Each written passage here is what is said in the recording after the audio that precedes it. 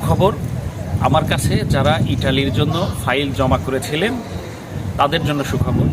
আমি আজকে একজন আমার ঈশ্বরদী চরগড়গড়ি এলাকা, আমি নামটা বলছি না, একটা ছেলের ওর নুরস্তা হাতে পেয়েছি এবং বাকি যারা আছেন যারা জমা দিয়েছিলেন তাদেরও দুশ্চিন্তার কারণ নেই, পর্যায়ক্রমে সবার নুরস্তায় চলে আসবে ইনশাআল্লাহ।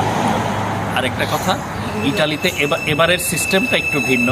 এবার যারা নলস্তা পাবেন, এখন নলস্তা সঠিক না নলস্তা যাচাই করার জন্য আপনাদেরকে আর টেনশন পোয়াতে হবে না, কারণ যাদের নলস্তা ফেক তাদের এম্বাসি থেকে অ্যাপয়েন্টমেন্ট এম্বাসি চেক করে অ্যাপয়েন্টমেন্ট দেবে না, আর যাদের নলস্তা অরিজিনাল তারাই শুধু এম্বাসি থেকে অ্যাপয়েন্টমেন্ট পাবেন জমা দেওয়ার জন্য।